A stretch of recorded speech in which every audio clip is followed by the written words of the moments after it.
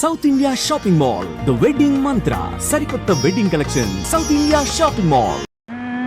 నేనేమన్నా నువ్వు డాక్టర్వి, నేను కంపౌండర్ని, నేనే పట్టుకోవాలి. నీ గురించి నాకు ఇంకా అర్థం కాలేదు. బాలేదానివే. ఆ మాటకొస్తే నా గురించి నాకే అర్థం కాలేదు, ఇక నీకేం అర్థం అవుద్ది? నా యాల్ది డాక్టర్ అమ్మకి వైద్యం చేయడమే తెలుసు అనుకున్నాను రా. ఈ రాజుగారిని వెంటేసుకుని తిరగడం చూస్తుంటే ఇంకా చాలా చాలా విషయాలు తెలిసిన అనిపిస్తుందిరా.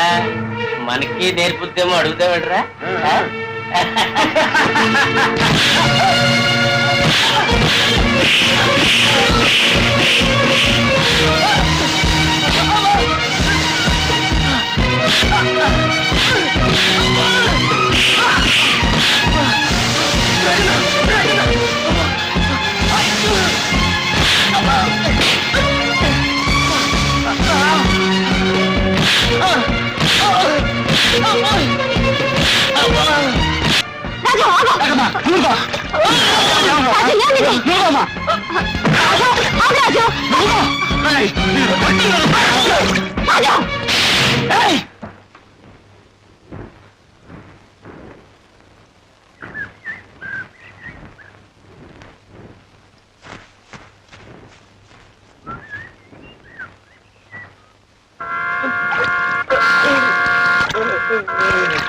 రాజు, మనల్ని చూసి మరొకరు భయపడేటట్టుంటే మనకి మృగానికి తేడా ఏముంది?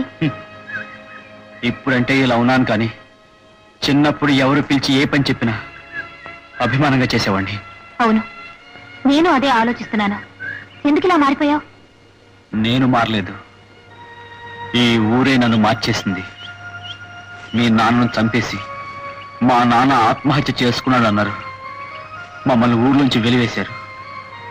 అందరూ మమ్మల్ని దూరంగా ఉంచి మాతో ఎవరు మాట్లాడకపోతే అది ఎంత బాధగా ఉంటుందో మాటలతో చెప్పలేం. అనుభవించిన వాళ్ళకే తెలుస్తుంది. ఒక రోజున అమ్మా అమ్మా అమ్మా అమ్మా మాట్లాడటమ్మా, అమ్మా ఏమైందమ్మా? ఒరే రాజు, ఇంత మంచం పక్కన కూర్చొని ఏడుస్తా ఉంటే ఏం ప్రయోజనం రా? వెళ్ళి ఆచారి డాక్టర్ గారిని పిలుచుకురారా. అవునైనా ఆయన వచ్చి ఏదో ఒక మందు మాకో ఇస్తే మీ అమ్మ ప్రాణాలైనా దక్కుతాయి. అవును రాజు, త్వరగా వెళ్ళు. నారాయణ సారినామధేశ్య ధర్మపత్ని సమేత సహస్రనామ పూజాం కరిష్యే. అయ్యా ఆచార్య గారు, తమకు బిడ్డలు పుట్టాలనే తమ మనసులోని కోరిక భక్తితో భగవంతుడికి విన్నవించుకోండి. ఓం నమస్తోమాయ రుద్రాయ బాబు, నీ చేత దండం పెడతాను. మా అమ్మ చావబోతులు ఉందయ్యా, మీరు వెంటనే వచ్చి మమ్మల్ని బతికించండి బాబు. ఏ వేళ పాడలేదా వైద్యానికి? పవిత్రమైన భగవంతుడు పూజ జరిపించడం మానేసి మధ్యలో రావాలంటావా? బాబు అలా మాట్లాడకండి అయ్యా, నీ చేత దండం పెడతాను. మమ్మల్ని నాకు తగ్గించండి బాబు.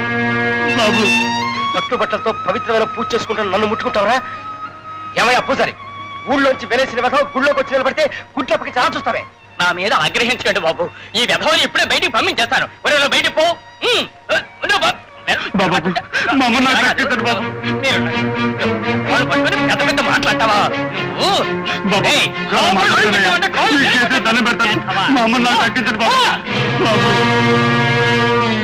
అగజానన పద్మార్కం గజానన మహానిత్యం అనేకదంత భక్తానం ఏకదంతం పస్మహే మనోవాంఛ సిద్ధిరస్తు. ఇదిగో నమ్మ ప్రసాదం. వెళ్ళొస్తాం పూజారి గారు. ఈశ్వర కటాక్ష.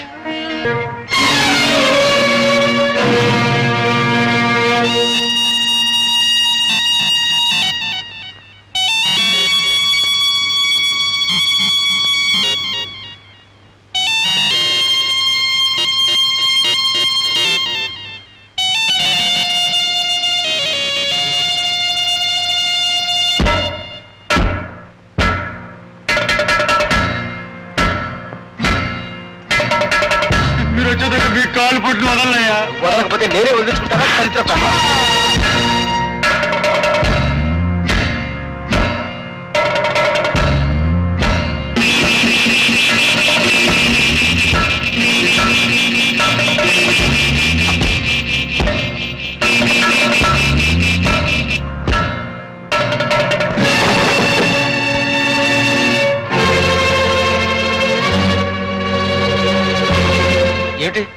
ఏమిటిది? చేతులు కత్తిపుచ్చుకొచ్చేవిటా? ఈ చెయ్యే కదా మా అమ్మకు వైద్యం చేయనంది. ఈ చేతితో ఇంకెవ్వరికి వైద్యం చేయకూడదురా.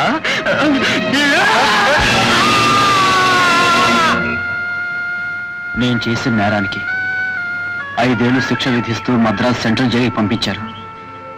ఆ శిక్ష అనుభవించిన నాకు వేరే ఏ ప్రదేశం ఏ మనిషి తెలియకపోవడం వలన తెలుసున్న ఈ ఊరికే బయలుదేరాను. ఊళ్ళో వాళ్ళు నన్ను తిడతారో కొడతారో మళ్ళీ ఊళ్ళో నుంచి తరిమేస్తారేమోనన్న భయంతోనే ఈ ఊరు దగ్గరికి వచ్చాను. ఒరే నించున్నాడు రంగన్న కొడుకు రాజన్నగాడు అనుకుంటాను. కాస్త నెమ్మదిగా మాట్లాడరా బాబు, గాడి గీడి అంటే మీ మీద పడగలడు. చూస్తున్నాడా ఎంత పాపంగా చూస్తున్నాడు. మనం వెళ్ళటానికి దారెత్తాడో లేదో. బండి వెనక్కిపోని, లేకపోతే కాలు చేయి నరికేస్తాడు.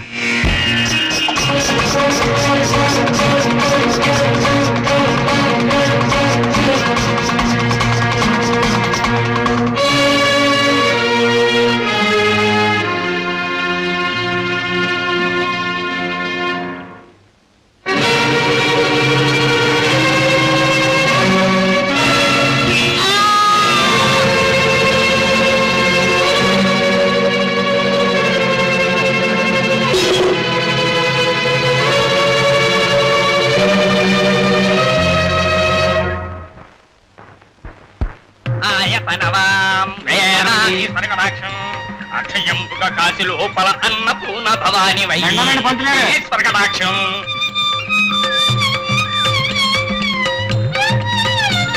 సాక్షి గణపతి కన్న తల్లి సత్నావతి సాంభవి.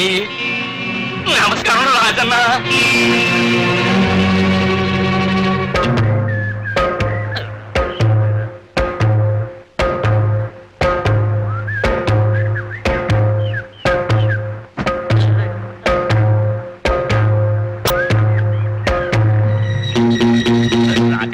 నిన్ను అన్యాయంగా జైలు పంపించారు ఆ దుర్మార్గులు. దాంట్లో నాకేం సంబంధం లేదు.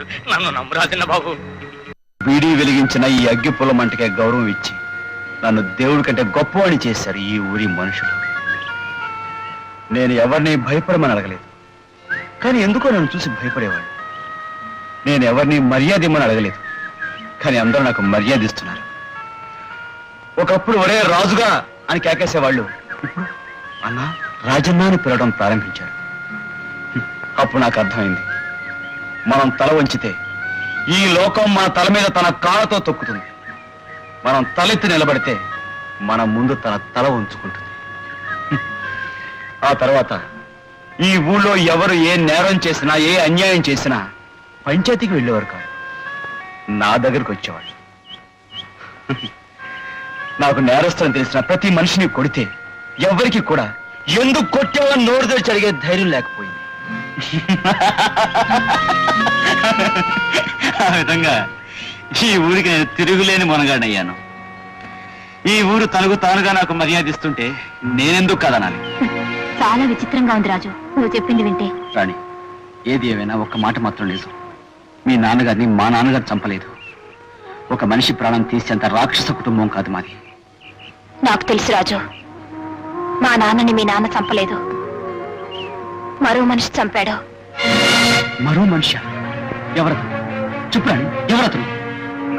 చెప్పురాని, ఎవరు ఎవరా మనిషి? చెప్పడానికి నేను ఆ మనిషిని సరిగ్గా చూడలేదు. అంటే ఆ రాత్రి చీకట్లో ఆ హంతకుడు మా నాన్నని హత్య చేస్తున్నప్పుడు నేనది చూసి భయంతో పరిగెత్తాను. ఆ హంతకుడు నన్ను చంపాలని నా వెంట పడ్డాడు. పారిపోతున్న నన్ను మీ నాన్న రంగన్న కాపాడి ఈ ఊరు దాటవేశాడు. అంటే ఆ మనిషి చట్టానికి దొరకకుండా ఈ ఊళ్ళోనే తిరుగుతుండాలి. ఆ మనిషిని ఏదో ఒక రోజున పట్టుకుంటాను. మీ నాన్నను హత్య చేసి మా నాన్నను హంతకుడుగా ముద్ర వేసిన వాడిని నా చేత్తోనే అంతం చేస్తాను. నా కక్ష పగ తీర్చుకుంటాను. ఏమిటి నన్ను పిలిచి అక్కడ చూస్తున్నావేమిటి? ఏం లేదు, ఆడుకోవడానికి వెళ్దాం. ఇప్పుడా? ఆడుకోవడానికి టైం అంటూ ఉంటుంది. వెళ్దాం.